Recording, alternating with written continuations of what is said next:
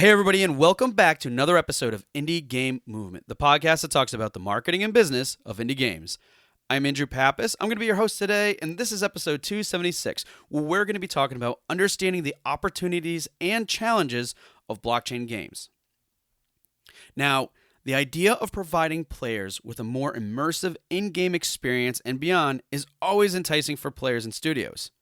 One way that this can be accomplished, though, is with blockchain games. Today, Luke Willis, a blockchain game consultant, calls out the bad reputation blockchain games have and shares his take on how a shift in thinking can provide new ethical opportunities for players and studios. However, these new gains aren't without their challenges. So that's what we're going to be talking about right here today on Indie Game Movement.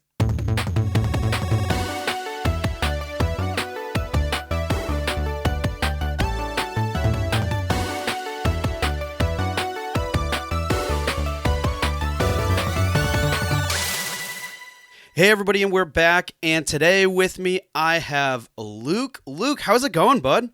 Good. How are you, Andrew? Not too bad. And, I'm going to just let Luke get right to it in terms of what he does, who he represents, and this. There's a lot of stuff that Luke's going to share with us today that I think is going to be very different type of conversation that we have here on the show, but it's all exciting. I'm excited to have it for very different reasons than what you might think it is. But Luke, I'll just hand it over to you. What's your company? What's your outlook on things? What do you do? Thank you, Andrew. So I'm Luke Willis. I am a solo Web3 consultant, but don't stop the episode yet. I work with blockchain. I work with NFTs and all that for games. So basically, I help indie game studios build on blockchain without alienating their players. And so in practice, what that means is I help you understand the capabilities of blockchain and whether it makes sense for you and for your games. Help you design the technical implementations and work through the economics of it, monetization, your strategy, and also help with a bit of positioning or copy and marketing, PR type stuff. So it's really what I do is broad because I think it's really important to make sure that studios who are interested in blockchain have an outlet to really explore deeply and understand what issues they may run into and make an intelligent choice about whether or not it's right for them or it's the right time. Not trying to push anybody towards building on blockchain. It's really more based on your personal interest. And I'm not out here trying to push any scams or encourage you to build a scam. So we'll get into more details on that, I'm sure. Yeah, we definitely will. And I know it's not our typical introduction, but I thought it was a good one that Luke led in with that because I'm sure anybody who's familiar with the show and me, you'd probably it's all about like really setting those expectations and everything too, because as a whole, which again, we're going to discuss about like just the whole thing with blockchain and everything is pretty iffy, to put it lightly. But before we get into it too, I want to do a couple other things too, because I didn't include this in the main introduction, which is also what else outside of work, what else do you do for hobbies and things along that line when you're trying to unplug? Yeah. Well, I guess it feels like a hobby, but it is inside of work. I do write a daily newsletter and run a weekly podcast as well. I had you on the show, I don't know, it was last week. Yeah, last week. Yep. Yeah. And so we had a good talk about a lot of this. And I'm not sure who was interviewing who there, but it was a good discussion. Yeah, definitely good at discussion. Yeah. And then, I have wife and 3 kids, and so that takes up pretty much any time I'm not working, so good times. Yeah, I can definitely relate with you on that. So you're keeping pretty busy with the family then too, when you're not writing and not having the podcast and all the consultant work too. Great. Yeah, kids will be fun and keep you busy, that's for sure. Can relate on that. All right. Well, thank you for sharing a little bit more about your personal life on that front. And before we get to the meat of the conversation, I'd love to throw you into the Q Box round. And for those of you who aren't familiar, the Q Box round is just a series of random questions that I have prepared here for Luke. So, Luke, are you ready for the Q Box round? I am ready. Excellent. Star Trek or Star Wars? Star Wars. Okay. I don't know why I definitely pinned you as a Star Wars person for some reason. I don't know. I Could be know the name. nothing about Luke in terms of that question. So, but at any Yeah. rate, I digress here. What's your favorite food? Cheese broadly. Cheese. I Yeah. love it. Uh, um, what's your favorite or was your favorite Saturday morning cartoon? So that would have to be Batman, the '90s cartoon that they ran for I don't know how You long, mean but the animated series? yeah, that's the one. Yes, that was such a good one. All right. What's one thing that most people don't know about you? So I'm actually a classically trained vocalist. Oh, So okay. I in college I sang in choir and did some soloist stuff, and actually met my wife in choir in college. So Nice. yeah. I'm glad I asked that because that's probably one thing people don't know about me is I was also into choir quite a Oh yeah. bit. I was like in a jazz ensemble and I did a little bit in college myself. I did not meet Nice. my wife that way though, but but it was in college, so close enough. Nice. Nice. Awesome. And then last but not least, what game are you playing right now? Yeah, so like I said, wife and three kids, so don't have as much time for gaming these days. We have started playing games with our kids. They're still pretty young, but my daughter's really into Mario Party, so Oh, that's a good one. a Which lot of which that. one or just any of them? Because they're Uh, all this practically the same. we have 8, so I don't Ah, know how that yes. compares to the newer ones, but it's pretty fun. I think that's the only one I have right now, anyways, too. So Sure. that's a good one. Awesome. Well, thank you for answering those questions in the Q box round, and now we're just gonna get right to the conversation, which I'm sure so many people are a little bit curious about, especially because of what are we here talking about? And the topic for today, as I mentioned earlier in the introduction, is understanding the opportunities and challenges of blockchain. Yeah.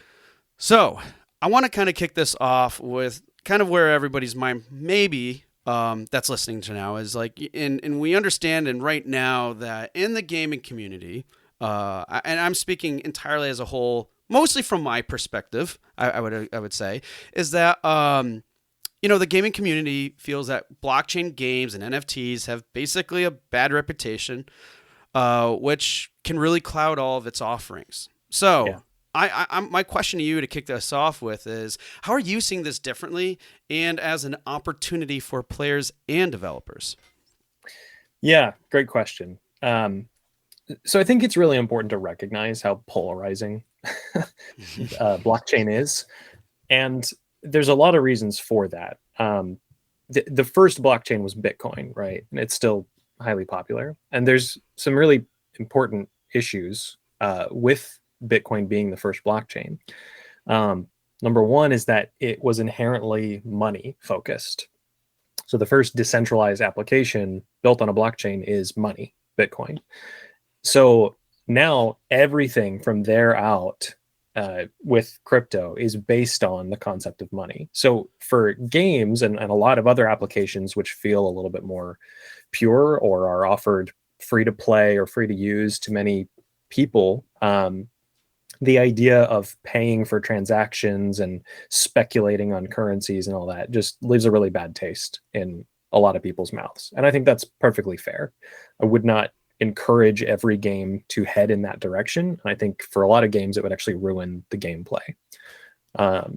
So I think the opportunity for devs to build on blockchain is really recognizing the specific things about blockchain that are bad for a lot of people. And that is number one, like environmental and energy usage and all that. Mm. Um, which the main issue there is with blockchains that use proof of work, which we could get into, but Yeah. uh, there are alternatives that are a lot less energy sucking and more green. So proof of stake and proof of burn and a couple others that are options that are environmentally friendly. And then number two is scams. And this one's really interesting. The biggest scams are like rug pulls where people invest a bunch of money and then the people who started the project just walk away, take the money and leave it. And I think the main thing for developers there is don't take a lot of money before you build something. That's just generally what I would suggest. It's better to not be able to scam somebody than to say, "Oh, I promise I won't scam you." Right? Yeah. Let's just avoid the possibility entirely. And then there's hacking of individual accounts and that sort of thing. But we'll get into like the personal freedom and responsibility aspects. But there's things you can do to protect your players from those types of challenges. Yeah.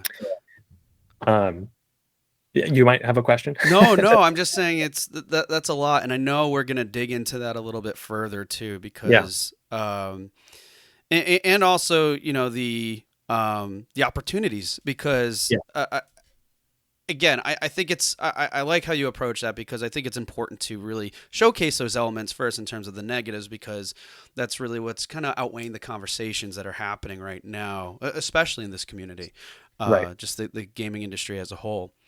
So in light of that and stuff, why don't we go into dig a little bit further into the ethical approaches and challenges that we're facing now.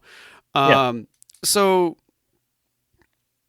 one thing that you were talking about a moment ago was about how essentially blockchain can give players and developers a little bit more freedom, but it at the same time it does give that freedom for others, especially those that might be looking from all these stories we hear about, like committing scams or fraud or things along those lines. It gives them that type of freedom too. So let's dive in a little bit deeper on that, because I'm sure people are curious about like what ways can these concerns be addressed for studios and developers. Yeah, that's a great question. So it's important to recognize that the key with blockchain is decentralization, which is just a big word that means responsibility and freedom is spread to individuals instead of held by one entity. So with your game today, you have a server, you have a database, and so many other things where somebody could hack it and then affect all your players, right? And you could recover it if you're doing things correctly. And there's hopefully no really sensitive information about your players in there. This isn't finance. But yeah, that centralization results in like a honeypot of, if you hack here, you get everybody. Decentralization spreads that risk across individuals. So the benefit of that is that there's no one place to go hack and get access to everybody's data. You'd have to get into every individual wallet separately. But that comes with the personal responsibility now of people needing to be more, they need to protect their own assets instead of relying on you to protect it for them. And so my recommendation there is always to strike a middle ground of give people the freedom, but then also offer what's called custodial wallets or accounts, so that you can take that responsibility for individuals who don't want to take that on themselves or don't have the technical wherewithal. No, definitely some good perspectives. Now, so in essence, then, does doing this put some things kind of provide a little bit more of a checks and balances type and some other types of accountability, but obviously not to the same level that we see now with a lot of other markets and such? Yeah. The checks and balances are all, I mean, it's really interesting to me the way we talk about the risk with blockchain, because people who are on the outside look at it and say it's all scams and hacks and nothing's safe. And then people who are on the inside protecting their own assets and using smart contracts and all that say it's perfectly safe. And if you get hacked, it's your own fault. Right? So there's a disconnect there. And so the technology itself is highly secure. Blockchains they do what it says on the tin. Like it works. Your smart contracts run. If there's error in the code that can be exploited, then that's within the rules of the blockchain. And so the risk comes in the human elements. If you don't protect your keys, or if you have an error in your code, or you do something human, then that's where the attack vectors are. So it's not a technical attack. It's playing on our own human foibles. So some quick analogies here. Let's say if your computer got infected by a virus because you opened an email attachment, for example, and it looked legitimate for whatever reason, you weren't paying too much attention, you click and there you go, Yeah, type situation. And then on the other point that you mentioned, uh, essentially still relating to this, coming down to human error. And if yep, it's human error, then and and I kind of want to dive into this a little bit more and get your thoughts. Let's sure. say, because it seems like from a developer's perspective, that can sometimes cause a lot of extra stress in terms of potential liability if the code isn't um, where it needs to be, or if it can be exploited. So I Right. guess speak a little bit about that, and maybe it relates a little bit about what you do too, to maybe Mhm. probably help prevent that. But yeah, speak a little bit about that potential exploitation and how developers can reduce that potential risk of human error, if you will. Yeah, for sure. Um, I think it's important to recognize that the actual code that gets deployed on blockchain is generally pretty small. Like, there's not a whole lot that goes on there. You can get complex, but the like a typical smart contract has only a few functions that have a few lines of code each, and there's not a whole lot of complexity there. Um, and there's also like great libraries and things out there that have been built, battle tested, audited, and you can use those and then write even less code yourself. So the risk factor, if you use like existing off the shelf stuff, goes down a lot there. Um, Now, you've used dependencies and things before with your coding. I'm sure you've run into exploits in dependencies. That's all. I mean, nothing's ever 100% secure. There could be an exploit down the line, but that's something that would impact a lot more than just your code. And so, if you build your game to be a game first and not a financial instrument or something like that, then the risk factor that you're placing on your players goes down tremendously, because it's no longer about this store of value asset that hackers are going to be frothing at the mouth to get their hands on. It's just a really fun game, and even if you lose your stash or something, there are ways that you as the game developer could kind of like recreate everybody's inventory and redeploy that or something. So there's options to recover even in a absolute worst case scenario. Yeah, so if I'm understanding this correctly, it also comes down to essentially not just what's available to work with from the development or coding aspect, but also having a good understanding of best practices essentially and things along those lines, in terms of implementing. And again, like you said before, it's not necessarily like it's not a good fit for everybody, Mhm. because I'm sure there are some learning curves in terms of the dynamics of how this environment works compared to you know game development as a whole. Yeah. All right. Well, what I want to do now is kind of shift back a little bit into, because I know we didn't talk about it too much because we focused a lot on just kind of the negative, and really like dive in a little bit more on the opportunities here. Mhm. So, what I'm really curious about, because I know we discussed this a little bit on your show, when we recorded it, was just what are the ways that blockchain can actually improve the player experience? Because for me personally, I thought this was pretty insightful in terms of what can actually improve on that. But what are some things that improve the player experience? Yeah, absolutely. So there's a lot of levels to this. So you can enter blockchain with your game at a very minimal minimal amount and still get a lot of these benefits. The key function of blockchain is it's about individual freedom. So kind of the first layer of integrating your game with blockchain would be starting to move your player inventory onto the chain as tokens, fungible tokens and non-fungible tokens, NFTs. And so what that does is whether you have, gold in your game or swords or whatever, cards, depends on the type of game, right?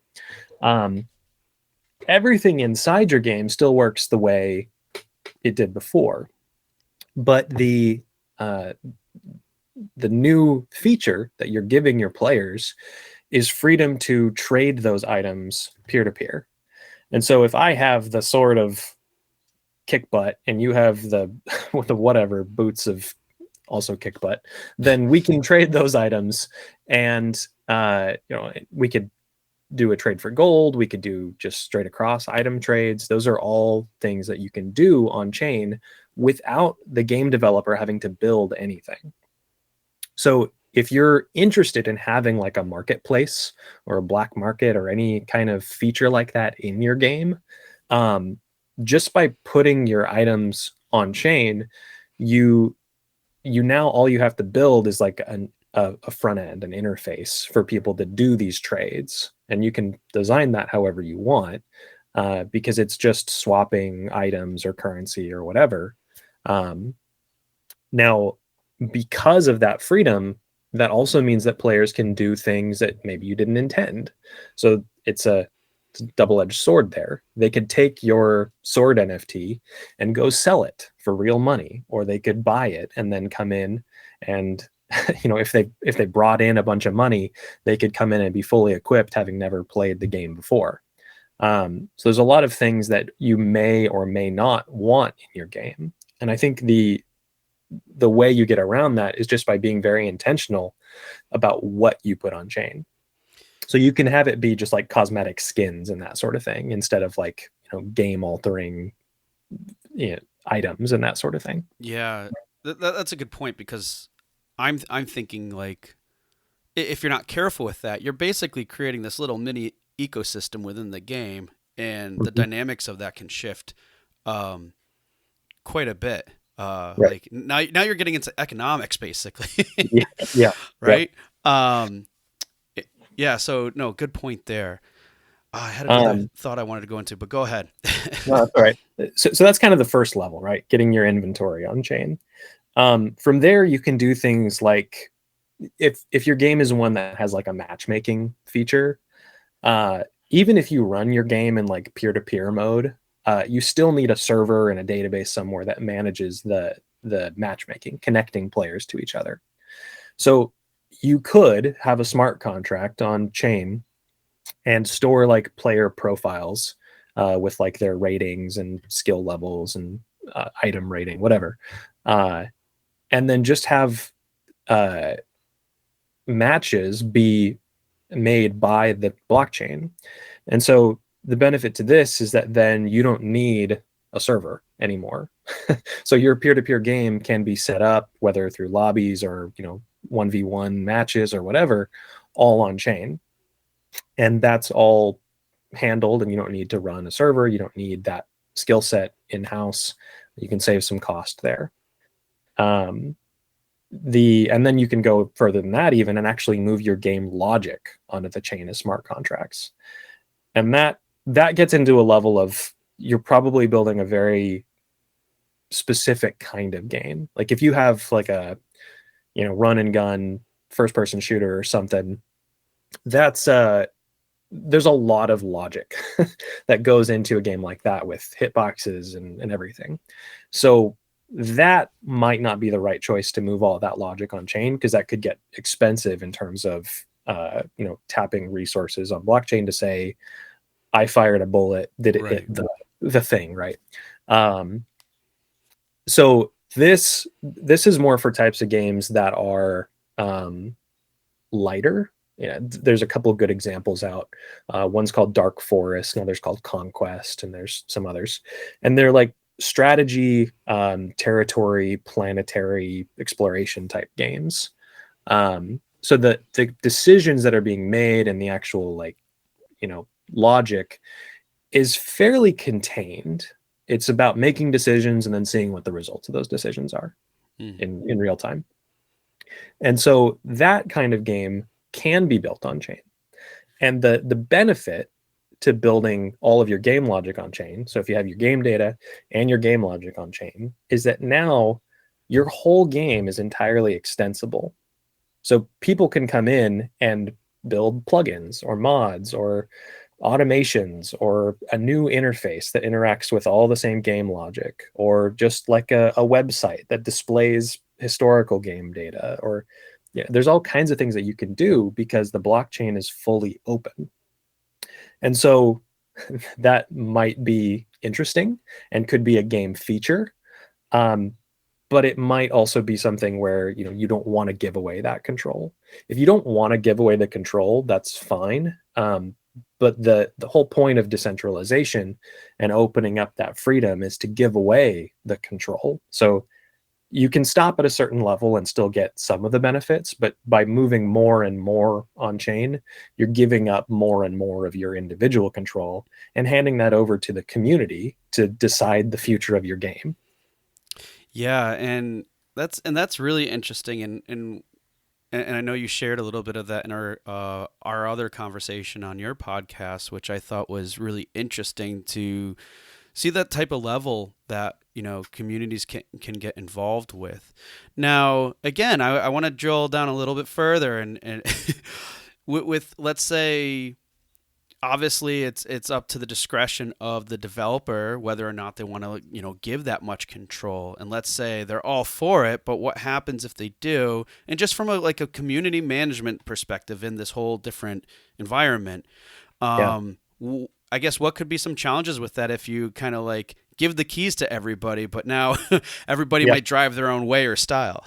Right. So it's important to set up your game in a way that encourages people to play together, right? Because if I deploy everything and make it all open source, and people can come along and just copy it and do their own thing. And so the fact that I built it at that point doesn't mean a whole lot if everybody just decides to cut me out of the equation. So the nature of building everything open and on chain is that you're giving away that control, but that means that you're no longer at the top of the pyramid over everything. You don't have that control. Instead, it's more like the blockchain is now the boss and you're just one of the entities involved. So you're on the same level as the players. You're just one peer involved, and you can engage at any and all capacities. Like you can help with governing the future of the game, building plugins, and ideally getting paid for some of these activities if the community appreciates what you're doing. Because there's ways with blockchain to monetize things without having it be, like a here's $60, you buy the game from me type of transaction. So what am I saying?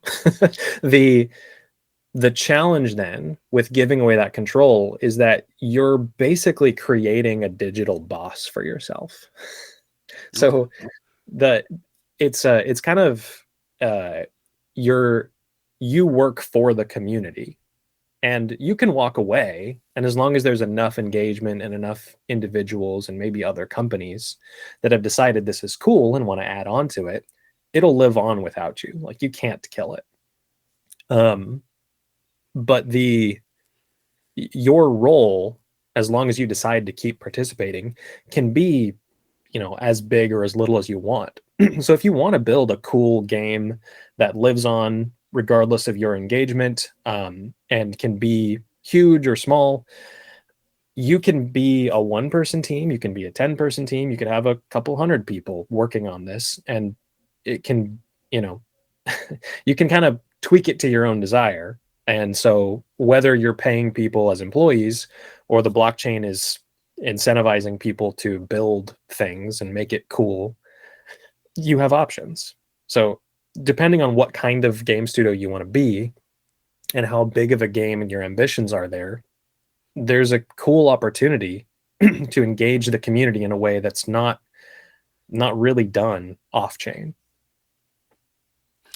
Yeah, no, that's really interesting, and you bring up a lot of points that I'm also really curious about, wanting to drill down a little bit further on, because you were talking everything about, essentially this level of control and what can be done to potentially limit the control, but also it sounds like having that like it's a shift in mindset essentially. I would say Yeah, where it's can be drastically different, but then much more immersive on a community level, yep, uh, because you're giving up that control so other people can participate in their own way, and then right, it's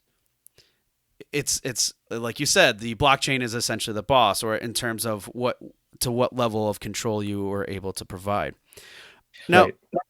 that said, because now I think this opens up to another discussion, which I find really intriguing, is that just that from this and everything else that blockchain can provide too, it's essentially right now as it stands, currently developing a generational divide, Hmm. basically between players, developers, and obviously like technology too. So knowing on what's going on and how like kind of like both sides of the fence are, Yeah, um, how do you see this playing out in terms of the future of blockchain games? yeah. So I think I mean we've talked about how kind of the main issues are like the energy and the scams and just the fact that everything is about money. Um, if you don't focus on the money and you just make it be a fun game with decentralization as a core concept, uh, a lot of the scamming and the hacking and all that just gets minimized away. So, depending on what type of game you're building and how you want to build on chain, that may or may not be an option. But the generational aspect, I think, comes in with really the accessibility, Hmm. excuse me, and the ease of use of blockchain games. So traditional games are as easy as you build them, right? There's no there's no existing system that's hard to use that is kind of your floor of how hard it is to engage with your game. It's all up to you and how good your user experience, your player experience is. So with blockchain, there's a whole laundry list of things that people have to do historically to uh, to to actually play the game, right? They need to set up a wallet. They need to buy tokens to pay gas fees, and they need to have at least a minimal understanding of what they're doing so they Hmm. don't blow up. So this is where like the feeling of scams comes in, is because just to play your game, they have to put some money into this black box of who knows what's going on back there. And that's weird. Yeah. That's not an accessible experience. So um, there's ways to build blockchains that make it free to use. So there's options out there that are still like gas chains that let you pay the gas fees for your players. So instead of them having to put in money, they just drain your account basically. And there's grants and things for encouraging people to build on those chains. Um, the chain that I'm particularly excited about replaces gas fees with the concept of opportunity cost. So instead of draining your balance every time you run a transaction, it basically locks up some of your tokens for a period of time and then unlocks them a little bit at a time.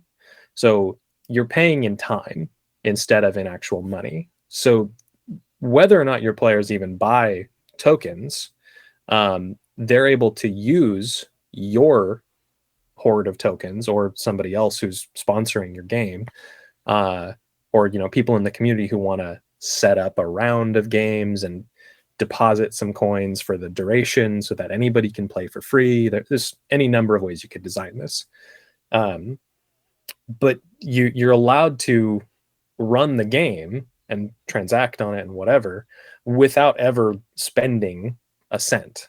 You have some money locked up, and there's the opportunity cost of your liquidity, but there's no actual money spent in playing every time you want to make a move or do something. So I think that's important. So there's a lot of different models that you can use. So whether you're building on Flow, Wax, Gnosis, Koinos, there's different ways to get around some of these issues without really making it about the money and protecting players from needing to understand what's going on and put in money and care that their wallet is, they wrote down the seed phrase or whatever. It's all just, I have an account and I can play and I didn't put in any money. So, so what if I lose the password? I'm not losing anything. It's fine. So that's the kind of experience that we want to get to for games that are built on blockchain. Yeah, no, and I could, again, like you said, accessibility is a big factor there, and providing that type of experience you just mentioned is a good one. But I'm curious too in terms of like, because I think that's important. Like you kind of outlined and went in detail with for the players what that experience would be like, considering this divide. But how does it look in terms of like technology or even from a marketplace standpoint? And I'll give an example for some context here. Yeah. You have Steam that basically said, nope, we're not doing it. Right. And then you have other platforms, I believe, was it Epic was like, hey, we're open to this. Right. So like now we're like, and this is just one example of how this divide can play out. It's like, well, what's going to happen in like a few years in terms of this perspective? And I know developers are in the same boat too, but different scenario where it's like what we were talking about before. Hey, I love this open community aspect of things, and to the level of freedom everybody can have and just see this game. Like I would call it true visionaries, like extreme visionaries might be a good way of categorizing these folks. And then you have the others. It's like, wow, that just seems like way too much and way too transparent. So with some of that context, I'm still a little bit more curious from the developer and or maybe more so marketplace side, how you think those things will kind of like play out. Because I'm sure, and it's anybody's guess now too, anyways too. So I'm just want your input. Yeah, I think as the blockchain industry moves away from proof of work more and gets to more energy efficient options and isn't killing the environment with every transaction, there will be less complaints about that, or at least complaints that people can respond to reasonably. And then the scams and I'm going to lose my money if I play your game. If it's just a game where you don't have to put in money, then there's no scam, right? It's I think what we'll see in the marketplace is those two things, especially where we'll have the energy complaint resolved and the issue with scams and the fact that because you're not putting in any money, you can't get scammed. And that also, I would say, probably accounts for any potential liabilities that developers have too, correct? Right. Yep. Reduces the liability issues on their end. For sure. Yeah. I mean, you're giving things away for free, basically. So if you lose those things, I'm sorry. But you still want to protect your players and you want to make sure that they don't lose the things they've accumulated. But ultimately you gave them away for free and it's all managed by the blockchain. And there is no liability for your company because of the nature of blockchain putting that responsibility on the player. So legally you're covered. Talk to a lawyer still. I'm not a lawyer. Yep. So those are the main issues. And then, as we get to more accessible games built on blockchain, we'll get to the point where people can play a fun game without even realizing it's on blockchain. Yeah. And that's, I think, is the level where blockchain gaming can start to become mainstream. and even create kind of its own genre for these games that are fully decentralized, because it opens up new possibilities of the way that players augment the game as they play, in ways that are not really possible off chain, or at least would be really, really hard to do off chain. Yeah, and I think the way I see it too is simply now it's like what level of engagement do you have with games that aren't multiplayer, right? Right. It's Right. it's very limited, or it's like, oh, we can interact on social media, and then it's like, oh, well, which social media channel does this player use more often than the other, or now as a developer or studio, we're going to focus only on this one because this produces the most results or whatever. Hmm. Whereas you can potentially eliminate all that. At least I'm just seeing it from my perspective, and I'm clearly not the expert in this area too. But from everything you're sharing, it sounds like that could very well be a possibility. Yeah.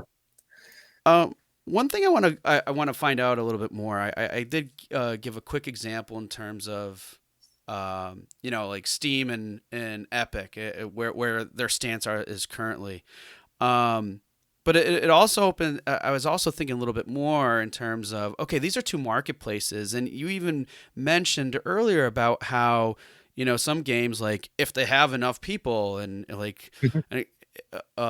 that it could kind of like maintain itself, but that's also based off of the level of users that are playing this game or Right. involved. So my, Right. my question then is like, what would you say in terms of the outlook for the future of these types of games? What's the challenges they face when thinking about discoverability? Because that in Yeah. itself could be potentially a challenge with, because it seems like it's not just a marketplace anymore, but there are marketplaces. I mean, it's very I don't know the word I'm looking here, but it's very broad, I guess, in terms. But Yeah. how does discoverability look? I'm rambling on here. Sorry. No, no, it's great. Yeah. So discoverability is a challenge, right? Where you can't list on Steam. So right off the bat, you lose a lot of potential audience there. Um, and then your the people who are not using blockchain think you've built a scam, and the people who are on blockchain are looking for the next big money making thing. Yep. And that's probably not your game, because you actually built a fun game and not just a money hand wavy thing. Um, so so how do you find players, right? So the key with discoverability is getting early players who understand your vision and want to get engaged. And there is actually a large community on Twitter and other social networks who are into crypto for decentralization reasons. So if you can say, hey, I built a fun game, it's on this blockchain, um, doesn't cost anything to play, doesn't do this, doesn't do that, you're not really going to make any money. It's not play to earn. Um, but it is a fun game and it's on blockchain. That's enough to attract an early player base. Mm. Uh, and so the key from there is to build into your game uh, virality. And I'm not seeing this in the industry today. So blockchain games are, you know, play to earn, or they are um, maybe fun, but there's no real like shareability. There's no benefit to you or the person you're referring to engage with the game. But that's a very key possibility of building on blockchain, because incentives are something that's built into and into the blockchain. So if you can incentivize virality, then you can start to expand your player base and bring in new players in a way that I think could be really unique. So I don't have a great example of this because I haven't seen a great example of this, but there is a key opportunity there. And if you read a book, The Cold Start Problem, that gets into a lot of the challenges for network apps. And so for games on blockchain that are all about the network of people and how you engage with each other, getting over that initial hump of building an atomic network of people who engage together, and then how do you expand it beyond that to have flourishing, self-sustaining communities of people? And so That's a big problem. Uh, and it would be, your life's work to really tackle that on your own. But I think an ambitious studio who understands that concepts could really build something unique and viral. Yeah, so I'm just gonna say, and I'm not trying to call you out. I like the word shareability better than virality. but That's fine. but I mean, but in either case, though, you're right, and which I think is also interesting, is essentially what you shared. Though the dynamics and what's required to do is a bit different in some ways compared to how you would essentially market and get a game out uh, and create awareness around. But it still comes down to, I think, the core main concept that, at studios and developers that we're all striving for is making a good, fun, playable game. Yep. So the foundation of it all doesn't really change. It's just more of the climate and maybe some of the education and other aspects that are associated with growing that. And to your point, again, a studio looking to do this, having that understanding or whatever. Yeah. But again, it's kind of a long haul, and it then asks the question like, is this the right move for me? And what are the benefits? What are the cons in terms of doing this? So I don't know. I just find this really interesting in terms of uh, no matter what, folks, at the end of the day, it still comes down to making a great game, which is, I know, a challenge we're all facing. But I definitely like that perspective that you offer, and then that's more of the focus. And the $1 million question, right? We know none of us have the answer to that, because if we did, then everybody would be doing it, Right. which would create probably the same problem we're in with blockchain as it stands currently. So Yeah. awesome. Well, really appreciate your time here. I think there's a lot of things that we went into. There's honestly probably a lot more we could have gone into too, but I mean, for the sake of for time and how much the sheer depth that we can go into, Yeah. really appreciate your time with us today. But before we go, I'd love for you to give any types of tips or suggestions that you know um, devs could take if they are considering, developing a game on the blockchain. Yeah. Um, I think the first thing I would say is don't build on blockchain just for the money. If you're building a game, it needs to be fun. And if money is your core motivator, um, I think that has the potential to harm the player experience. And Mm. you can do it. You can do it without harming the experience, but you should really, if you're interested in blockchain, it should be for the decentralization part of it and giving control to the players. So if that's interesting to you, reach out. Happy to talk about it for your game idea.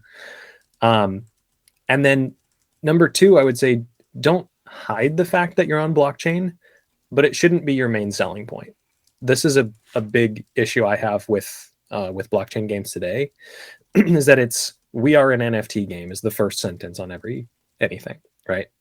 And we are built on blockchain, and you're going to play to earn, and all of these terms immediately turn off a large sector of potential players who might have enjoyed your game. So if you're building for the fun, blockchain shouldn't be your main selling point. You should be able to take away all the buzzwords and describe it in a way that's still fun, right? It should still be compelling without those words. And then finally, accessibility is key. And I don't mean like, color blindness. That's still important. But accessibility in terms of just how simple and easy it is to get started playing your game. Don't make your players figure out how blockchain works. Don't make them set up a wallet. Don't make them buy tokens before they get started.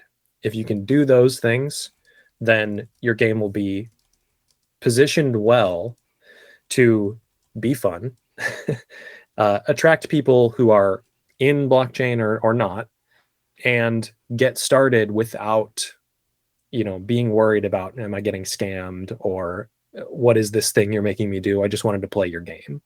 Just let people start. That's key. Wow, those are really three great points, and ones I could. Again, it's so funny because all those in essence are going back to like it almost seems like there's outside of the differences, there's the main core factors are still the same concept. Like you shouldn't go into the game industry just to make money because you're probably going to fail. Right. Yeah. There's no hedge. There's nothing there that you can really count or rely on. There's always going to be risk no matter what. And the other one just being, accessible, like making it simple and understandable and aligning with what players care about playing the game. So awesome stuff there. Well, thank you for that. And if people want to get in touch with you, find out more, your podcast, what are ways that they can do that? Yeah, so the easiest way to find me is at lukewillis.com. It's fairly easy to spell. You can find links to my podcast, my newsletter. You can set up a call with me there. And if you want my email, just subscribe to my newsletter, and you can respond to anything, and I'm happy to engage over email. I respond to every email I get. So, and what's the name of your podcast again? Yeah, so it's the Coin Press, coin with a K. Okay, awesome. Making it difficult, but yeah. Well, Luke, really appreciate your time here on the show and all your insight about this pretty, diverse topic. And I think you definitely shine a bit of a clear, bright light on what potentially can become of blockchain games. So again, thank you for being on the show and sharing that. Thank you so much. Appreciate it, Andrew. Hey everyone, thank you for listening to another episode of Indie Game Movement. I'm Andrew Pappas, your host, and the show's producer is Mustafa Price. If you enjoy and value the show's content, you can support us even more by going to Patreon and visiting www.patreon.com/IGM podcast and select the tier that best suits your needs. Show notes for this episode can be found by visiting rengenmarketing.com, the number episode of the show. Rengen Marketing is a consulting marketing company that helps indie devs with their marketing efforts. Whether you need guidance with your game's marketing strategy or could use a free marketing plan template, then please visit www.rengenmarketing.com and take action.